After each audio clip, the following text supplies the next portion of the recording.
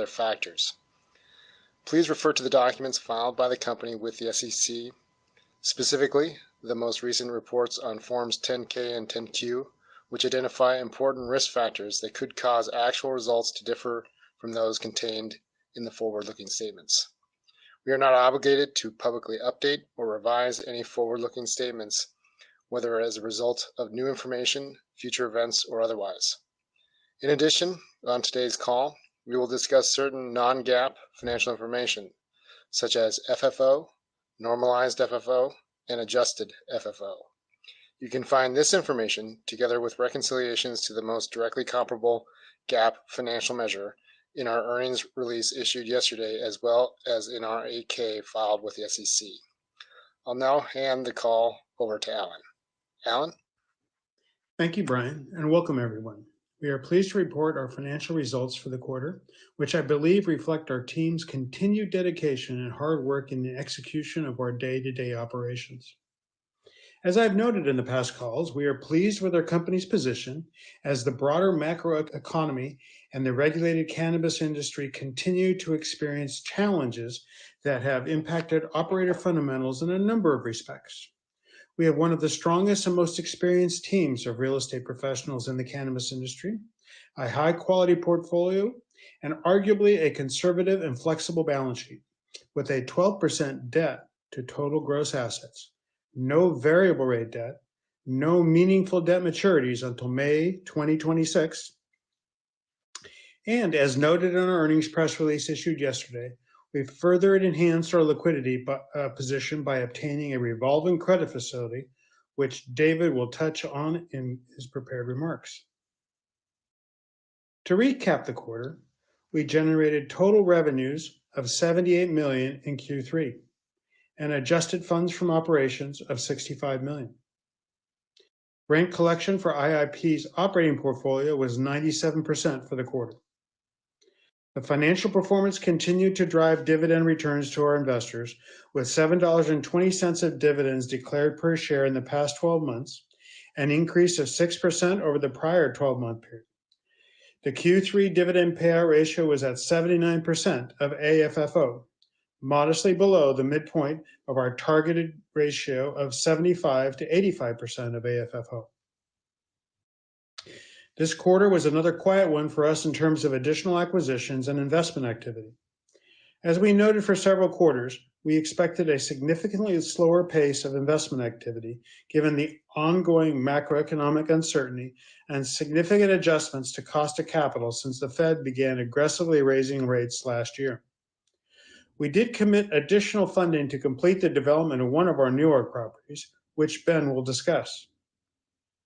From a regulatory perspective, we are certainly following closely the developments stemming from the Department of Health and Human Services recommendation to the DEA that cannabis be rescheduled from Schedule I to Schedule III under the CSA.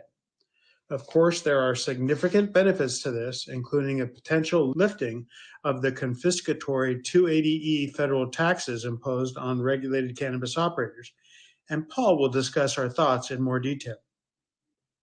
While the vast majority of our tenant base continues to perform, we have previously discussed, we have taken back certain properties from Parallel, Green Peak, and Kings Garden, and Ben and Paul will provide updates on those properties. As always, we are here to answer any questions you have to the extent we can. I will now turn the call over to Paul to discuss regulatory and industry dynamics. Paul? Thanks, Alan.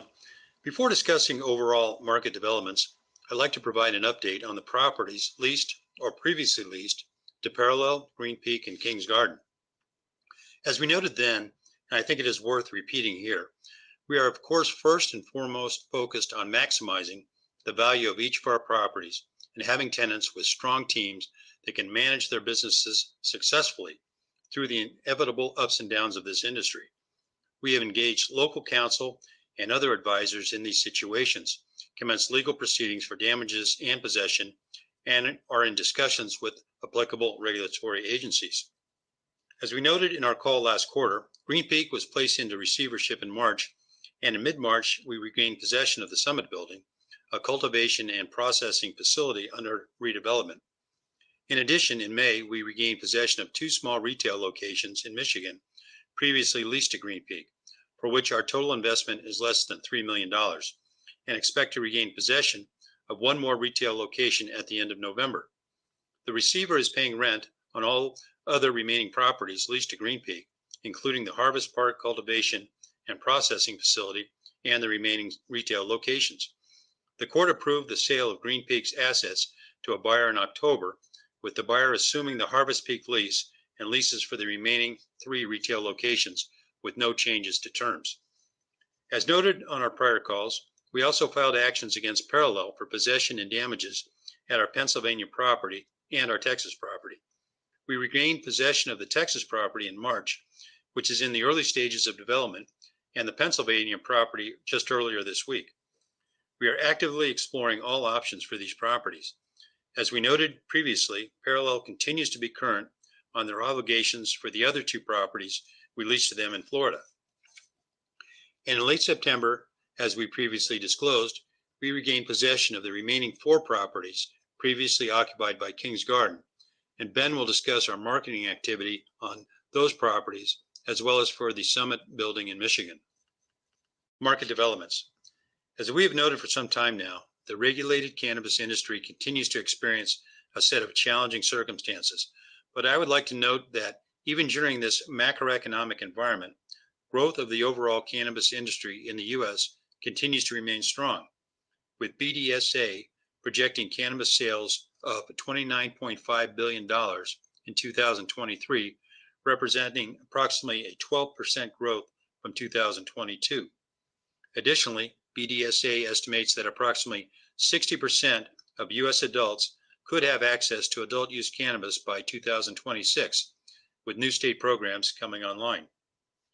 Unit pricing for regulated cannabis products has been under pressure in certain states at the wholesale level, reflective of what we believe to be a number of factors, including basic supply-demand dynamics, lack of meaningful enforcement in certain states on illicit non-licensed cannabis sales by state and local law enforcement authorities, taxation, and general macroeconomic conditions.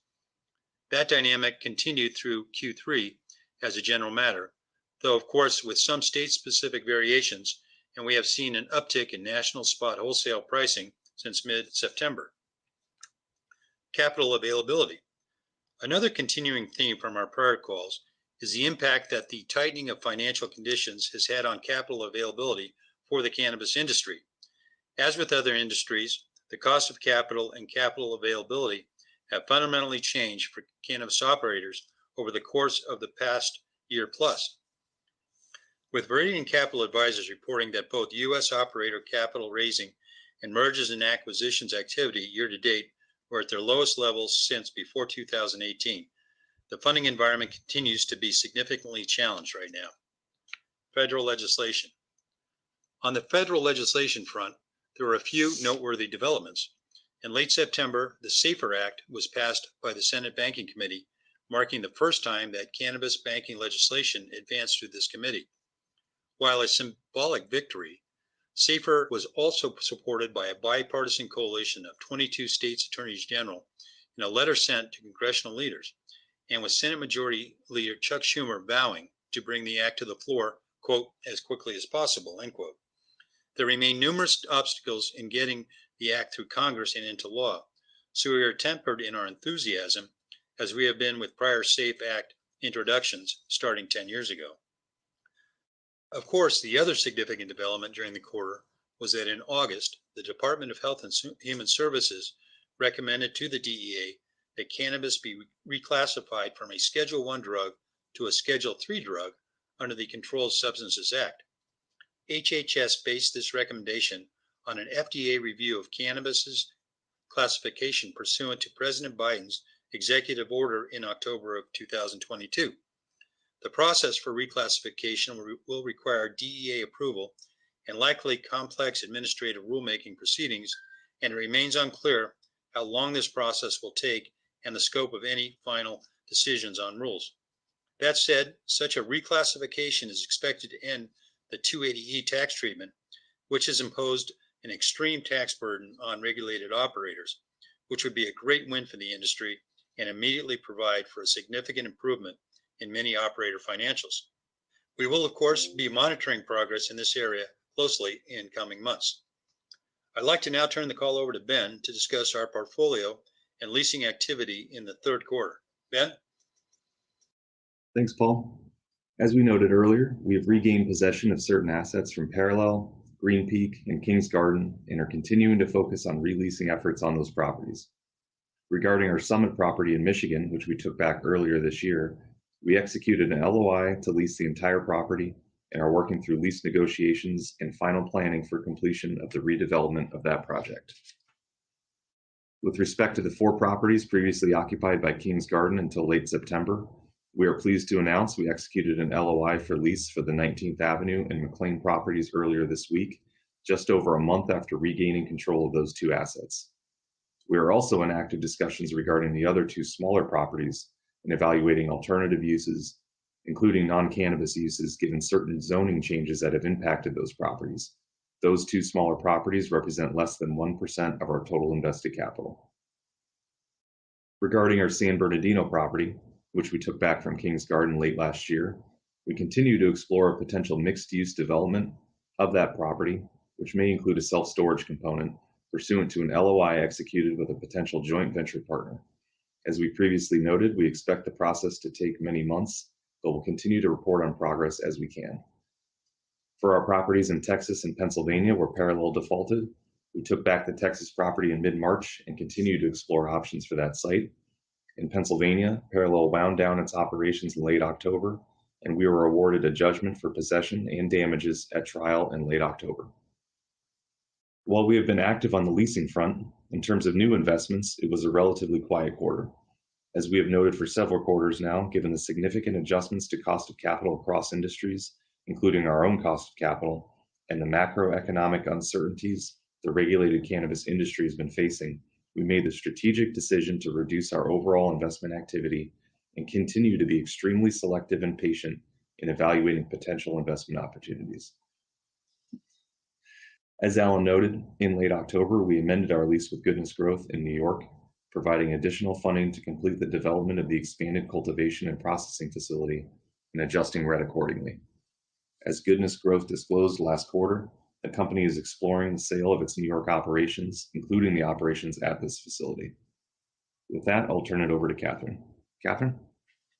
Thanks, Ben. For this call, I will describe our property portfolio and tenant roster, in addition to our rent collection statistics and updates on our development projects. As of September 30th, we owned 108 properties across 19 states and leased to 29 operators, comprising 8.9 million rentable square feet. Of these 108 properties, 103 properties are included in our operating portfolio.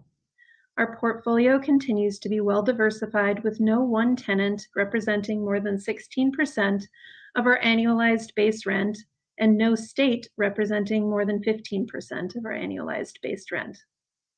We have relationships with some of the largest and most experienced operators in the industry, with our leased operating portfolio comprised of 90% multi-state operators and 62% leased to public company tenants.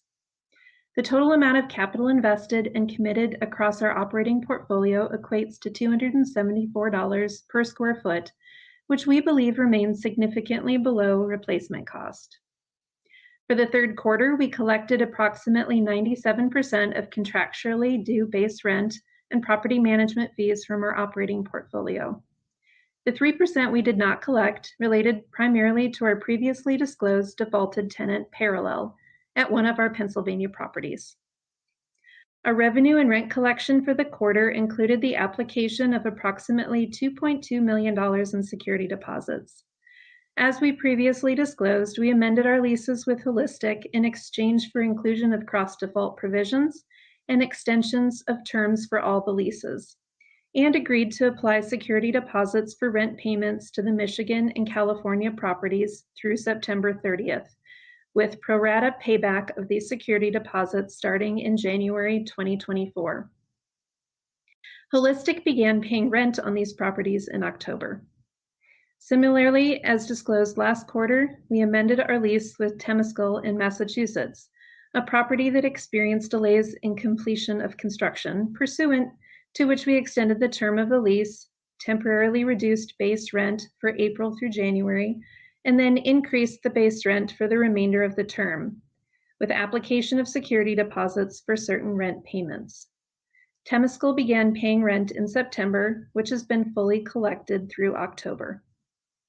Finally, as we disclosed last quarter, we amended our lease with Forefront at one of our Illinois properties in July, applying a portion of the security deposit to pay 1/2 of the monthly contractual rent due from the tenant, commencing on October 1st, 2023, and continuing through November 30th, 2023, with repayment over a 12-month period starting in January. Forefront has paid the 50% of rent due since this amendment. Similar to our third quarter stats, in October we collected approximately 97% of contractually due base rent and property management fees from our operating portfolio, with the 3% we did not collect relating to our previously disclosed defaulted tenant Parallel in Pennsylvania. We also continued to fund draws for improvement allowances or construction development to our operators under our leases. As we've previously noted on prior calls, these improvements are critical for the efficient production of quality cannabis products at scale. In Q3 of 2023, we funded $18 million net of building improvements and construction activities at our properties. And with that, I'll turn it over to David. David? Thank you, Catherine. For the third quarter, we generated total revenues of $78 million, a 10% increase from Q3 of last year. The increase was driven primarily by an increase in tenant reimbursements versus a prior period, as well as activity in prior periods for the acquisition and leasing of new properties, additional funding of building improvements provided to tenants at certain properties that resulted in base rent increases, and contractual rental escalations at certain properties. As Catherine noted, the $78 million of revenue for the third quarter included $2.2 million of security deposits applied for payment of rents, or 8 cents per share. For the 3 months ended September 30th, 2023, we recorded net income attributable to common stockholders of $41 million, or $1.45 per share. Adjusted funds from operations for the third quarter was $65 million, or $2.29 per share, an increase of 7.5% compared to the $2.13 per share of AFFO generated in the third quarter 2022. Driven by increased tenant reimbursements, revenue generated by properties acquired in prior periods, contractual rent escalations, and revenue earned on additional CapEx investments at existing properties. AFFO for the third quarter was up 3 cents per share versus the second quarter AFFO of $2.26, with the increase primarily due to contractual rent increases, slightly offset by lower income from the Kings Garden portfolio. Notably, regarding Kings Garden, results in the third quarter included $1.7 million, or 6 cents per share, of rent from them, and as Paul noted in his remarks, they are no longer a tenant as of the end of September. On October 13th, we paid a quarterly dividend of $1.80 per share to common stockholders of record as of September 29th, equivalent to an annualized dividend of $7.20 per common share. As Alan noted, our dividend remained covered by our AFFO during the quarter, with a payout ratio of 79%, which is in line with the board's targeted payout ratio of 75 to 85% of AFFO. Turning to the balance sheet, at quarter end, we had approximately $2.6 billion in total gross assets and roughly $304 million in debt, importantly, all of which is at a fixed rate. Our debt consists solely of unsecured debt, with a majority of this, or $300 million, not maturing until May 2026. In addition, our credit metrics remain strong and among the best in the entire publicly traded REIT industry, with a debt to gross assets ratio of less than 12% and a debt service coverage ratio in excess of 16 times. While our balance sheet remains in excellent shape, in October we added additional liquidity with the closing of a $30 million 3-year revolving credit facility, which can be expanded subject to obtaining additional bank commitments. Pricing is based on the prime rate plus an applicable margin based on the deposits with our bank. Notably, since our IPO, we have always strived to maintain access to multiple capital markets, as we have previously accessed the common stock, preferred stock, convertible debt, and unsecured bond markets. The closing of this revolving credit facility further demonstrates our ability to access capital in the cannabis industry and provides another liquidity option for the company. With that, I will turn it back to Alan. Alan? Thanks, David. I'd like to note the following in closing. We continue to be steadfast believers in the long-term growth and success of the regulated cannabis industry, and our team of dedicated professionals and advisors is singularly focused on navigating our company through this rapidly evolving business environment. We have a solid foundation of properties, a dedicated team, and a clear vision for the future. We are optimistic about the legalization trends. We believe our expertise, property portfolio, and balance sheet position us well for the future. Now with that, I'd like to open it up for questions. Operator, could you please open the call up for questions? We will now begin the question and answer session. To ask a question, you may press star, then 1 on your telephone keypad. If you're using a speakerphone, please pick up your handset before pressing the keys. If at any time your question has been addressed and you would like to withdraw your question, please press star, then 2. At this time, we will pause momentarily to assemble our roster. The first question comes from Tom Catherwood with BTIG. Please go ahead. Thank you, and good morning, everybody. Maybe Paul or Alan, thinking more broadly of the cannabis industry in the U.S., you mentioned modest improvements in wholesale pricing starting in the fall. And obviously, we've seen recent states that have added adult use programs. With that as a backdrop, how is the business outlook for your tenants trending? And are there any markets where you're incrementally more constructive or hesitant at this point? Thanks, Tom.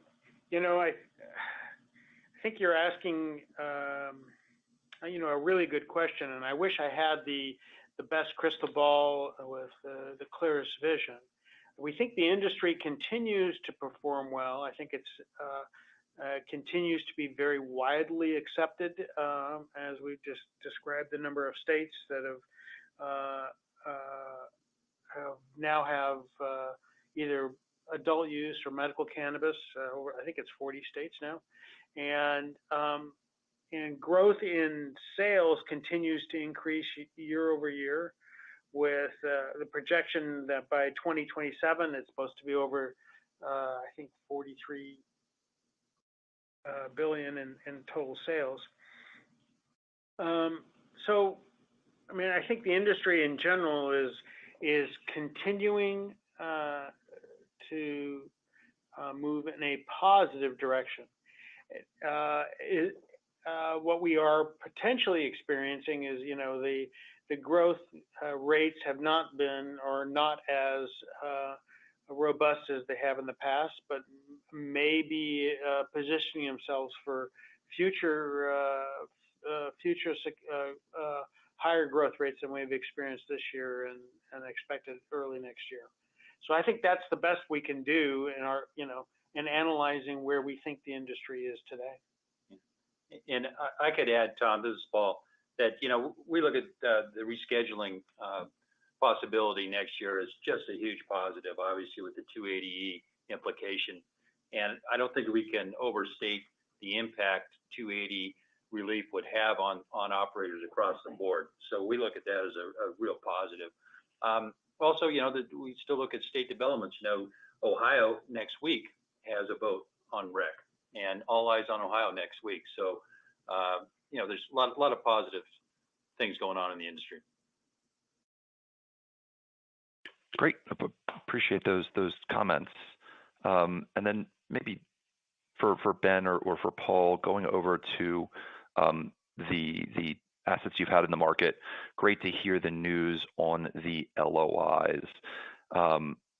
Maybe just a broader question on the marketing of assets when you get them back. When you have them out, is the demand mainly coming from MSOs looking to add higher quality cultivation assets, or kind of, Paul, as you alluded to, with the potential for the rescheduling, are we seeing new company formation and maybe new capital coming into this industry that we hadn't seen in the past, 6 to 12 months? What's the kind of mix of those tenants out in the market looking at your assets? Yeah, let me ask Ben to respond to that. He's dealing with that every day. Hey, Tom. We're really seeing a mix, which I think was great to see when we took some of these properties back and took them out to market. The two properties, the two main properties from Kings Garden that we recently got back that we were pleased to announce an LOI for.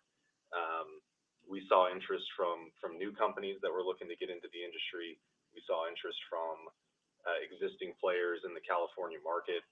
It was really a good mix of existing and new companies that I think really saw the value in those assets, that these were fully built out. As we've said in the past, these are mission critical facilities that take a lot of investment and time to build. And the fact that we had fully built out, ready to go facilities really felt was very attractive to a lot of different types of companies.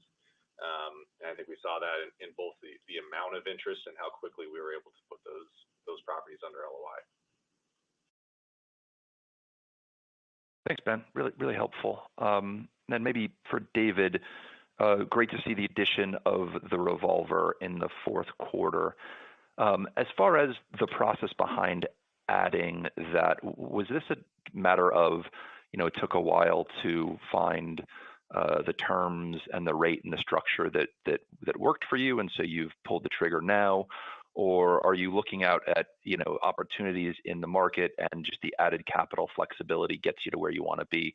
Probably any kind of color on the thought process behind that? Yeah, sure, Tom. The revolver itself, I'd say, more so the latter that you mentioned. It was an opportunity just to, bolster the liquidity at the company. As you know, we already have an incredibly strong balance sheet. It's just a chance to add additional liquidity for the company was attractive to us. I'll say in terms of the, what I can say on the bank itself, it's a very large bank. They've been lending in cannabis for a couple of years now. They have over 60 billion of assets. So I think that also speaks to, one, just, interest in the industry, and also, interest in us as a credit. And pricing is also, very, very attractive too, with no ongoing use fees. So, just again, at the end of the day, it's just another chance to, increase liquidity for us. Thanks, David. And then just last one quickly for me. Ben, remind us, when a tenant is looking to sell their business, like you mentioned, for Goodness Growth in New York, what is IIP's involvement? Do you have a say in assigning the lease to a new operator?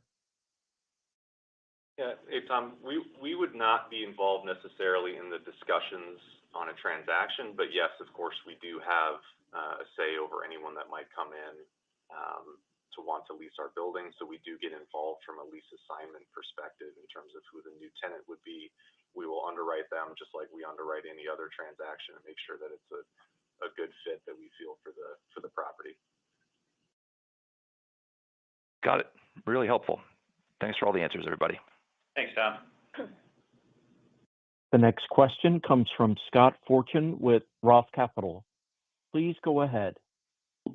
Yeah, good morning. First, a little housekeeping item around kind of litigation expenses there, and the movement or potential timing of potentially getting a day in court and kind of the litigation side of things. If you're going to get an update on that, that'd be great. Sure. Hey, Scott, it's Paul. As we mentioned, we concluded the litigation in Pennsylvania with a judgment in our favor of $15.5 million.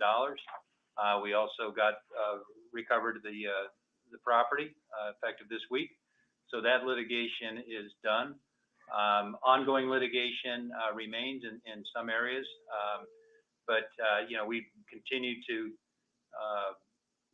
pursue vigorously our options against the defaulting tenants. So, that was a good win in Pennsylvania, and we just continue to pursue aggressively all our legal remedies.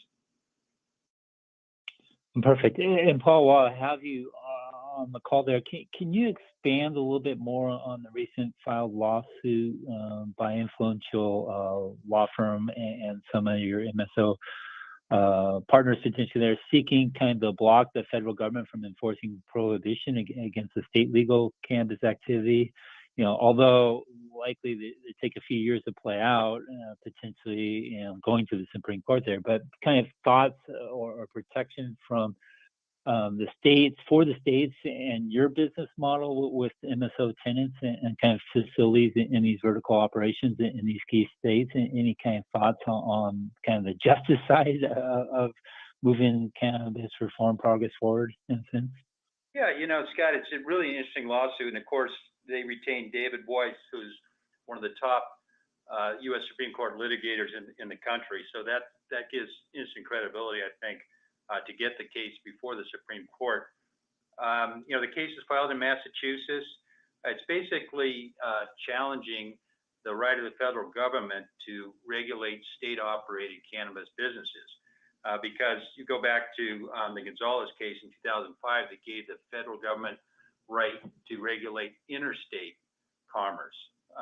But of course, the way the states are operating now, it's intrastate commerce. So the challenge is saying that the federal government does not have jurisdiction to regulate businesses that operate solely within the state's own borders. The second part of the case is also interesting from a legal analysis, is it's a nullification theory.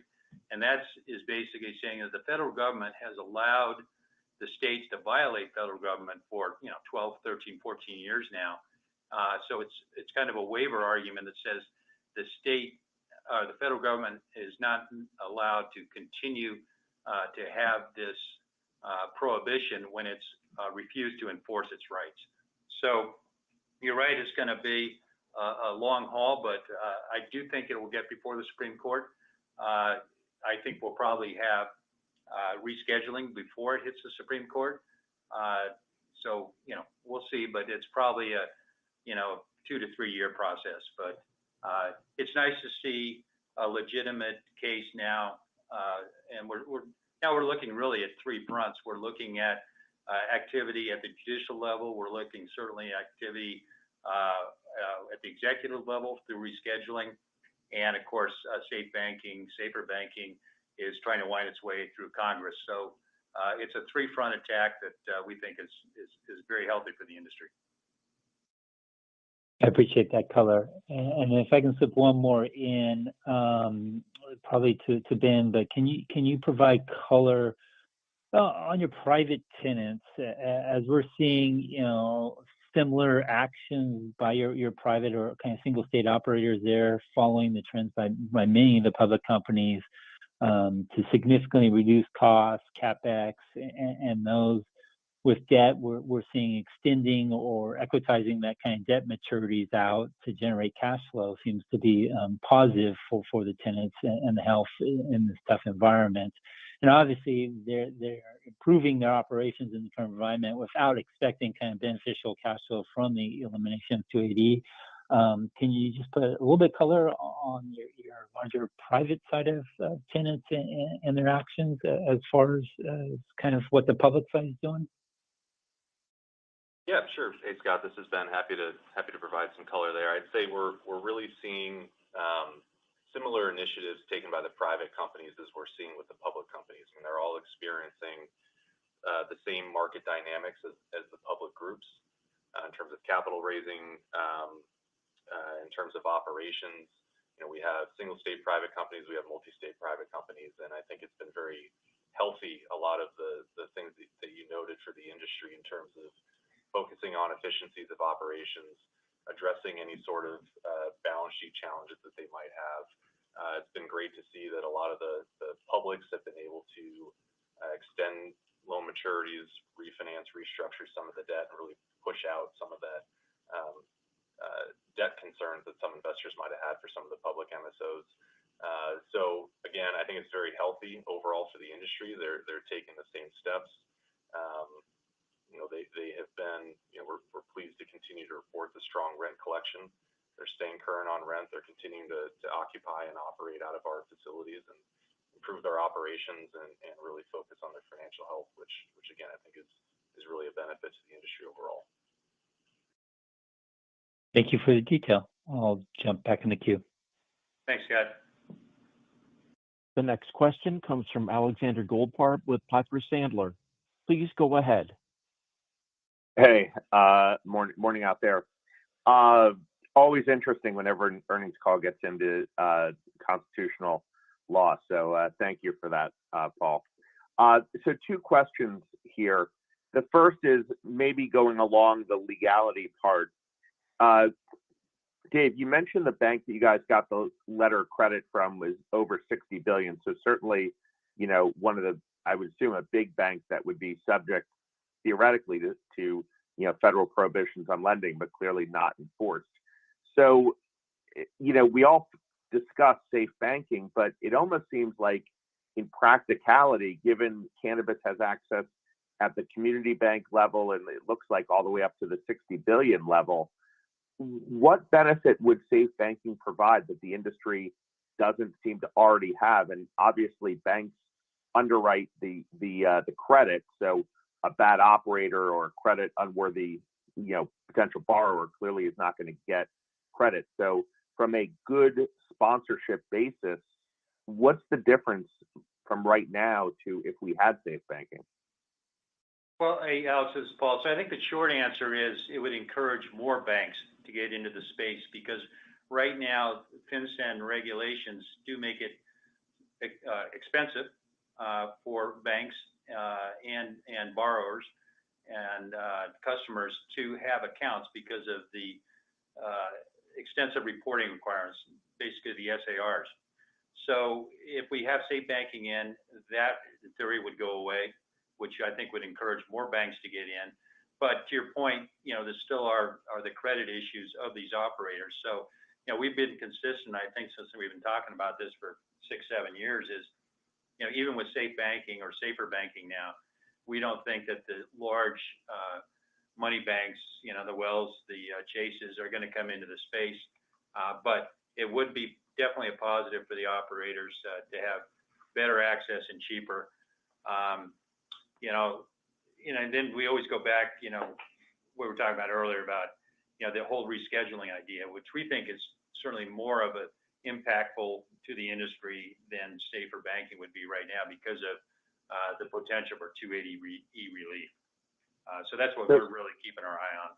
But safer banking would be good, but it's Schumer says he's going to get it to the floor vote before the end of the year. We'll see with all the competition, with having to fund the government and is the various war fundings, and it's probably not going to get space this year. So, I think if SAFER gets some floor time in the Senate Q1 next year, it can get over the House, where I think we all understand it's going to have some resistance at the House. So all eyes on rescheduling for next year.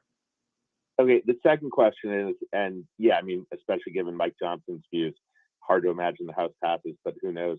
But the second question is on, as we look at the industry, one of the key issues that you guys have grappled with, although, you've managed through it, is every quarter there's like a new tenant that comes up as a credit issue. So, you guys are steadily resolving, legacy credit issues, but then a new one pops up. So it's like a conveyor belt, right? And ideally, it doesn't. There's no conveyor belt. Don't put those words in our mouths or out there. That's not a fact that's occurring. But we have dealt with some legacy credit issues. Maybe in your other companies or in your own personal life, you have a conveyor belt of problems, but not in ours. So, what's your question again? So my question though is, for the past few quarters, in fairness, there have been a number of tenant issues that have come up. So historically, you're right, it hasn't been a conveyor belt. But recently we have been having that issue. So my question is, what is the key to getting the operators on a better footing? Is it the 280E tax burden going away? Is that the big solution? Is it better state crackdown on the illicit? What I'm trying to do is understand what gets, the current situation to resolve such that, rent collections go back to 100% and you guys can regain a competitive cost of capital to continue to grow the way historically you have. Yeah. Hey, Alex, this is Paul. So, I think as we've said in prior calls, and I know you and I have talked about it, it's a combination of many things. Certainly, crackdown on the illicit market is one, price stabilization across the board is another, and certainly better access to capital for the operators, and that would probably mean, stability in interest rates. So, there's a lot of macro factors that would come into play, I think, that would certainly improve the credit health of the operators. But again, 280E relief would be the number one and the quickest solution. I've been looking at various legal opinions, and they think that if 280, if we have a rescheduling during next year, that it would be retroactive to January 1st of 24. So, even if we get it, sometime before the election, August, September, that would give relief for the whole tax year, most likely for these operators. So that's something that could be an immediate relief and really move money down to the bottom line. Okay, thank you. Mm-hmm. The next question comes from Eric Delorier with Craig-Hallum Capital. Please go ahead. Great, thank you for taking my questions. First one, just a bit of a housekeeping question. Hoping you can help me understand the lease amendment with Goodness Growth a bit more. In the press release, it states that the improvement allowance has increased by $14 million to now about $67 million. But if I look at the property list from previous quarters, the amount of committed capital was already $67 million. So I'm just wondering, is this just the difference between committed capital and tenant improvement allowance, and that now post lease amendment, the committed capital for this property is now roughly $81 million? Yeah, Eric, that's correct. The financial supplement is through September 30th, so we would adjust that with the amendments for this next quarter. But $81 million is the new committed capital. Got it, thank you. Then I guess just more broadly, can you just kind of talk about how you're viewing the risks associated with New York? Obviously it's been a slower market to start.